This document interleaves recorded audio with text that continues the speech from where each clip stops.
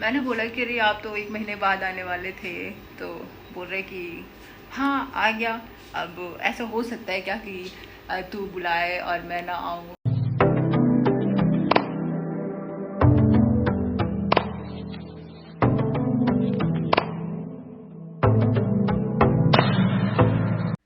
Hello my YouTube family, स्वागत है आप सबका मेरे चैनल साक्षी जसवंत सिंह राजपूत में और मेरे इस ब्लॉग में। तो कैसे हैं आप लोग? आई होप आप लोग बहुत अच्छे होंगे और मैं भी बहुत अच्छी हूँ।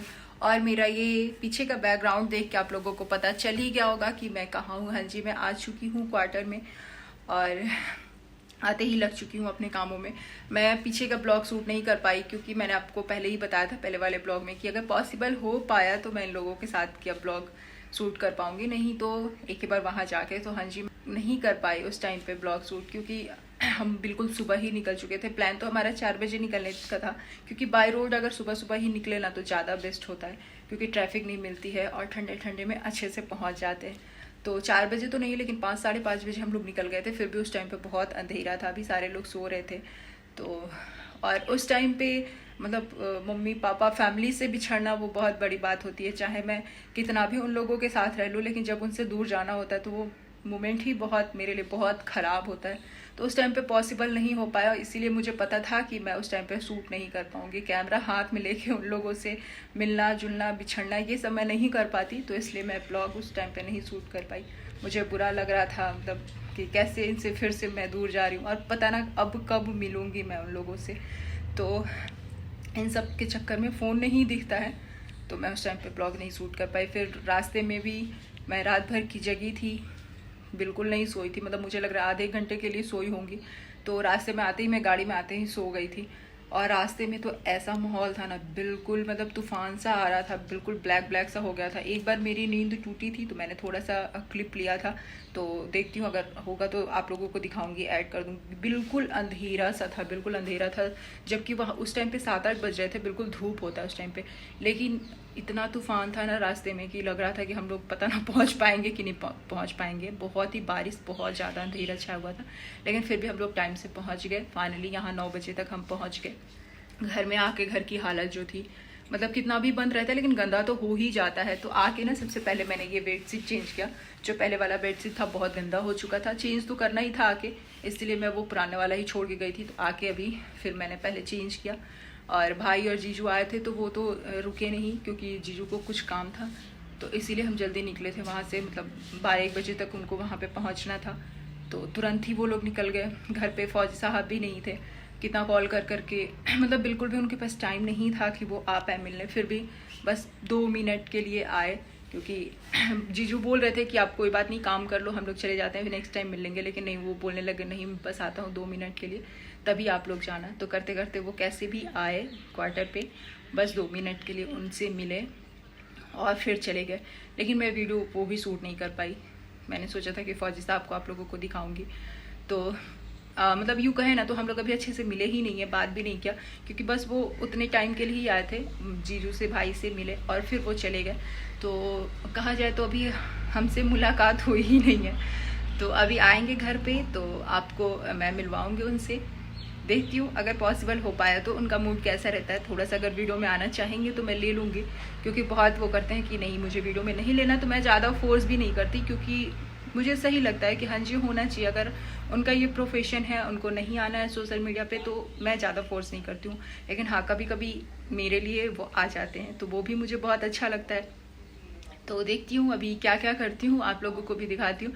और एक गुड न्यूज़ देना है आप लोगों को, चलिए मैं दिखाती हूँ आप लोगों को।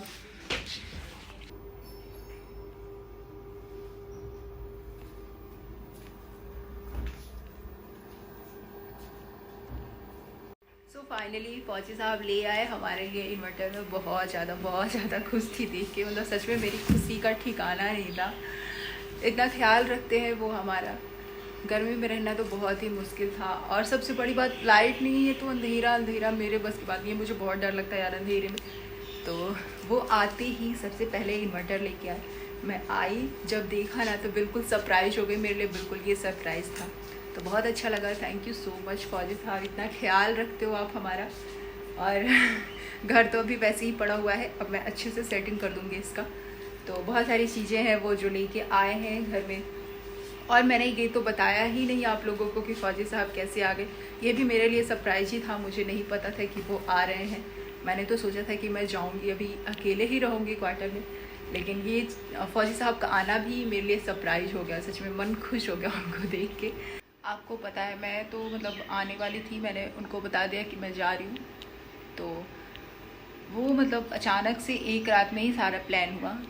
उन्होंने क्या मतलब कैसे किया, क्या हुआ मुझे नहीं पता, लेकिन अचानक से मुझे पता चला कि वो क्वार्टर में आ चुके हैं, मतलब मेरे आने से पहले ही आ चुके हैं। तो मैं बिल्कुल शॉक्ड रह गई थी कि ये क्या हो गया, ये क्या हो गया, कैसे आ गए आप। मैंने बोला कि अरे आप तो 1 महीने बाद आने वाले थे, तो बोल रहे कि हाँ आ गया। अब ऐसा हो सकता है क्या कि तू बुलाए और मैं ना आऊँ, मतलब ऐसे मस्का लगा रहे थे, जबकि उनका हो सकता है उनका काम हो गया होगा ख़त्म, तो अचानक से वो आ गए। लेकिन मेरे को बताया था कि अभी 1 महीने बाद आऊँगा। तो ये सुन के बिल्कुल मैं शॉक रह गई थी, बहुत ज़्यादा सरप्राइज हो गई थी।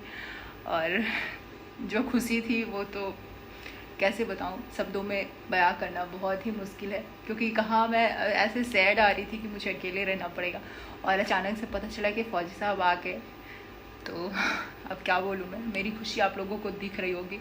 ऐसे आंखें तो सूज चुकी हैं क्योंकि मैं जगी थी और उसके बाद गाड़ी में सोते सोते आई हूँ, तो इस वजह से ये सूजा सूजा सा लग रहा है, लेकिन आप लोगों को मेरी खुशी दिख रही होगी। तो सच में हाँ जी, मैं बहुत ज़्यादा खुश हूँ, बहुत ज़्यादा खुश हूँ।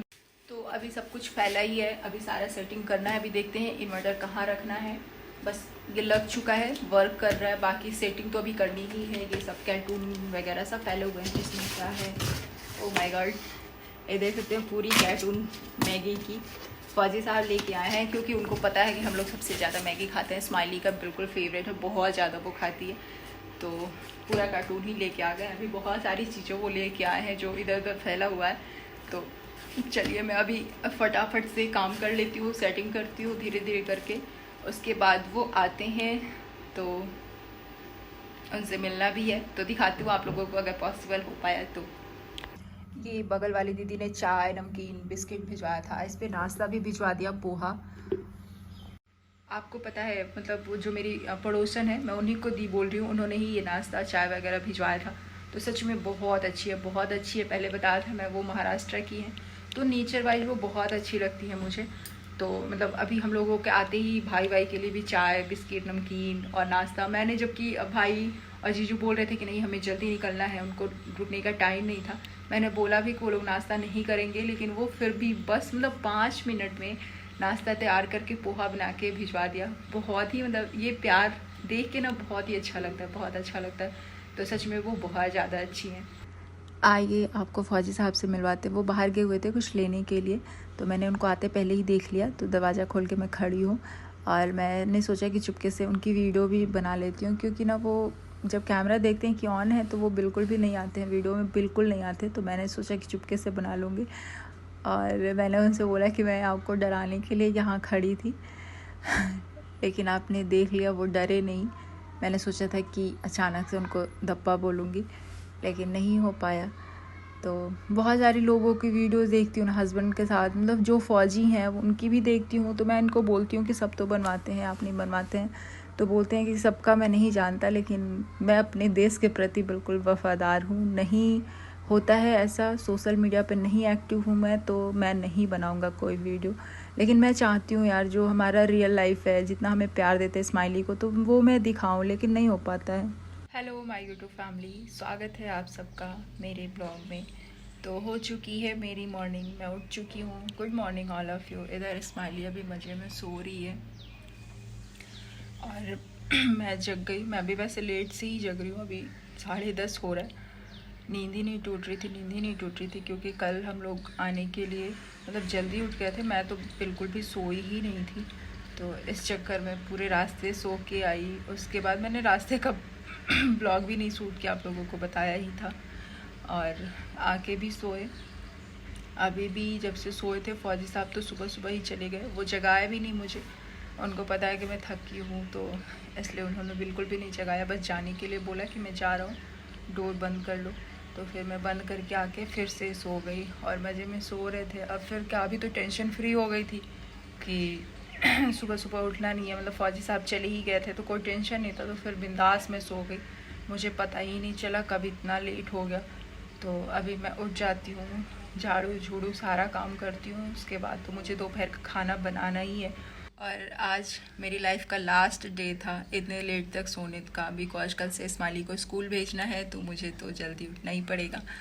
और उसके बाद तो मुझे लग रहा है कभी सोने को नहीं मिलेगा। बहुत आराम कर लिया अभी मैंने, तो कल से तो 5 बजे उठना ही उठना है। फौजी साहब उसी टाइम पे एक्सरसाइज के लिए पीटी के लिए जाते हैं 5 बजे, तो उसी टाइम मैं भी जग जाऊंगी, क्योंकि फिर इस्माइली के लिए टिफ़िन वगैरह बनाना होगा।